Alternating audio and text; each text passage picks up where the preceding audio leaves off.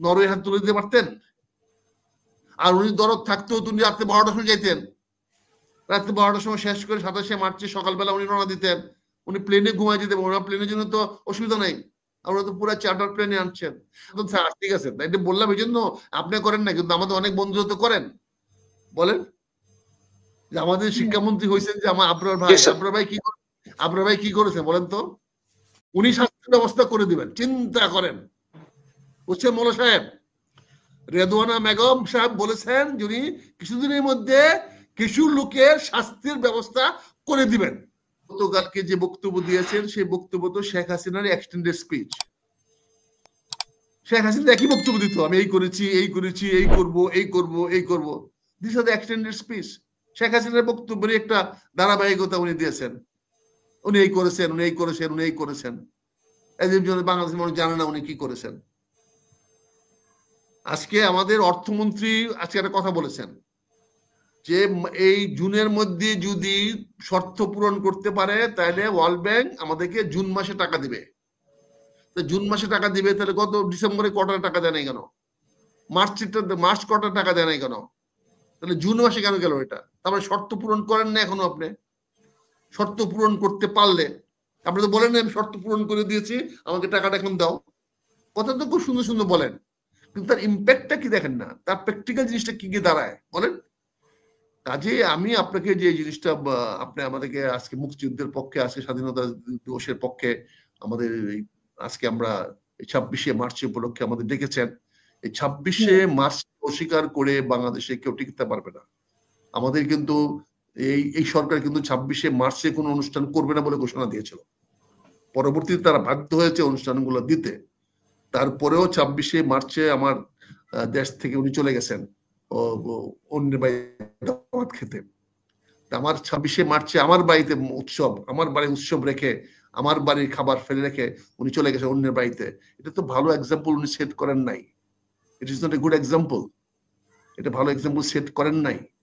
ওনার যদি এতই দরদ থাকতো, একটা বিমান রাতে 12টার পরেও ফ্লাই করতে পারতো। 2 ঘন্টা 12টার পরে ফ্লাই করে গিয়ে উনি কি বোঝা যায় যে উনি আসলে স্বাধীনতা মুক্তিযুদ্ধটাকে উনি কিভাবে দেখছেন? এটা কি উনি অস্বীকার করছেন? উনি তো বাটন রিসেট করে দিয়েছেন। উনি যদি বাংলাদেশের প্রতি উনার দরদ থাকতো, স্বাধীনতার পর দরদ থাকতো, তাহলে উনি কি গ্রামীণ টেলিফোনটাকে দিতে পারতেন, বাংলাদেশের গ্রামীণ ফোনটাকে ওই নরওয়ে হাত তুলে দিতে পারতেন? আর উনি দরদ থাকতেও তুমি রাত্রে 12টার সময় যাইতেন, রাত্রে 12টার সময় শেষ করে 27শে মার্চে সকালবেলা উনি রওনা দিতেন, উনি প্লেনে ঘুমাই যেতে পারবেন, প্লেনের জন্য তো অসুবিধা নেই, আমরা তো পুরো চার্টার প্লেনে আনছেন। আর আরেকটা কথা দেখেন, উনি চীনে যাচ্ছেন, চীন তার প্লেন দিচ্ছে, সব দিচ্ছে, উনি তা ওনার সঙ্গে কি 10 জন রাজনীতিবিদ নিয়ে যেতে পারতেন না? বিভিন্ন রাজনৈতিক দলের নেতা বন্ধু নিয়ে যেতে পারতেন না? ওয়াইডার লেভেলে টক করতে পারতেন না? আরো বৃহত্তর আঙ্গিকে কথা বলতে পারতেন না? ওই দেশের রাজনীতিবিদ কথা বলতে পারতেন না? আরো 10 জন লোককে নিয়ে যেতে পারতেন, 10টা রাজনৈতিক দলের নেতা বন্ধু নিয়ে যেতেন, তাহলে তো ইনক্লুসিভ হইতো, বাংলাদেশটাকে রিপ্রেজেন্ট করতেন উনি, সবাইকে নিয়ে যেতেন। উনি কিন্তু এনজিও দিয়ে নিয়ে যাচ্ছেন, এনজিও বেসড গভর্নমেন্ট বানাইছেন। এগুলো বললে তো অসন্তুষ্ট হবেন আপনারা, আমরা জানি, কিন্তু এগুলো তো মানে এটা কি এনজিও এর সাথে চুক্তি বা এরকম কিছু, নাকি আসলেও দেশের জন্য কোনো চুক্তি বা দেশের জন্য ভালো কোনো কিছু আনতে পারে? সারা পৃথিবী ব্যাপী এনজিওরা অ্যান্টি পলিটিক্স কাজ করতেছে। এখন যদি এই ট্রাম্প সাহেব যদি এই এনজিওদের ফান্ড বন্ধ না করতেন, যদি ইউএসএইড এর টাকাটা বন্ধ না করতেন, তাহলে বুঝতে পারতেন আছে কি অবস্থা হয়। আজকে যদি সমস্ত টাকাটা এই আমাদের রোহিঙ্গার টাকা যদি বন্ধ না করতেন, তাহলে বুঝতে পারতেন। সারা পৃথিবীতে তো আমাদের কলিমুল্লাহ ভাই তো ভালো জানেন, উনি বিশ্ববিদ্যালয়ে প্রফেসরি করে যে কয় টাকা পয়সা পান, তার চেয়ে বেশি টাকা পয়সা পান তো এই নির্বাচনের কথা কইয়া, ওই গরিব পপের কথা বলে উনি আমাদের আরো বেশি কামাই করেন, অনেক বেশি সুযোগ সুবিধা পান, কারণ অনেকে এই কথাগুলো পছন্দ করেন। বুঝতে পারছেন না? এখন স্যার এটা স্যার আমি অ্যাকসেপ্ট করলাম না স্যার। আমরা স্যার সব রোধিত হয়ে কাজ করি, বিদেশি টাকার জন্য কাজ করি না sir. Thank you sir, thank you sir, আমরা করি, কিন্তু কথা হচ্ছে যে আমরা সবটাও আমাদের যে গঠনতন্ত্র সেখানে পরিষ্কার বলা আছে স্যার। গঠনতন্ত্র ঠিক আছে, এটা বললাম এই জন্য আপনি করেন না, কিন্তু আমাদের অনেক বন্ধু তো করেন। বলেন যে আমাদের শিক্ষামন্ত্রী হয়েছেন যে আমার আবরার ভাই, জি স্যার। আবরার ভাই কি করেছে বলেন তো?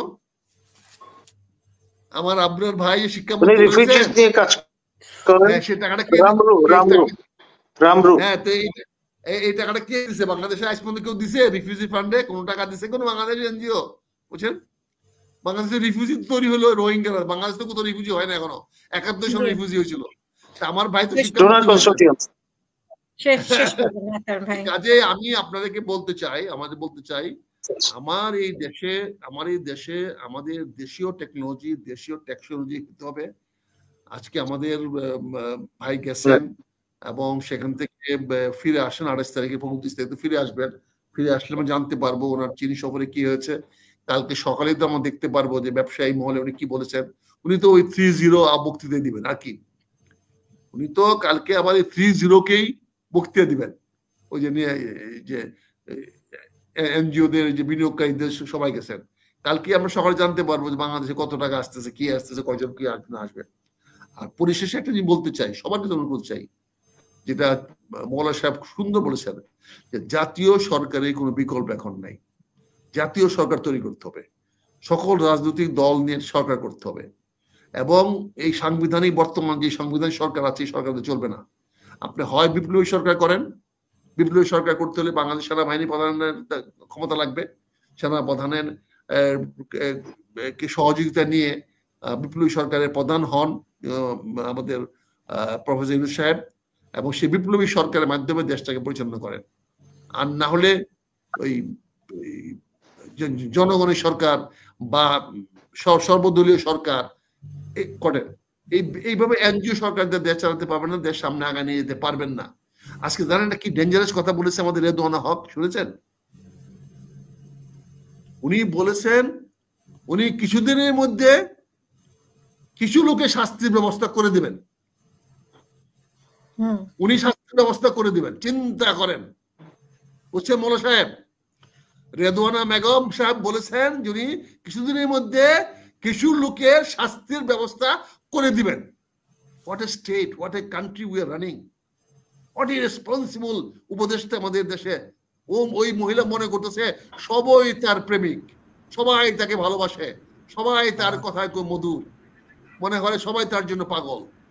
একটা প্রবাদ আছে না আক্তার ভাই, না আমার মনে হয় একটা মহিলাকে এভাবে উপদেষ্টা হিসেবে দেখে, একটা প্রবাদ আছে না, যিনি যে লঙ্কা তিনি কথাবার্তায় মনে হচ্ছে সবাই উনার প্রেমিক, উনি যা বলবেন আমরা সবাই হ করবো। বুঝছেন না, মহিলা হিসেবে না, সব মহিলা না আপা, সব মহিলা না।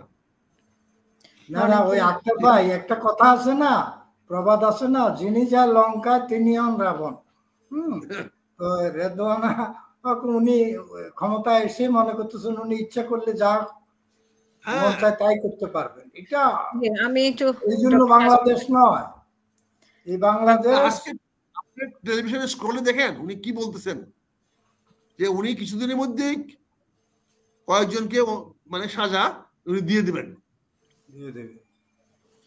উনি দিয়ে দিবেন না হয়তো আইনের মাধ্যমে দিবেন, হয়তো বক্তব্যটা উনি হয়তো মানে আমি ঠিক শুনি নাই, কিন্তু বক্তব্যটা হয়তো বলতে গিয়ে এরকম শুনেছে আর কি, এটা হয়তো উনি বলতে চাননি,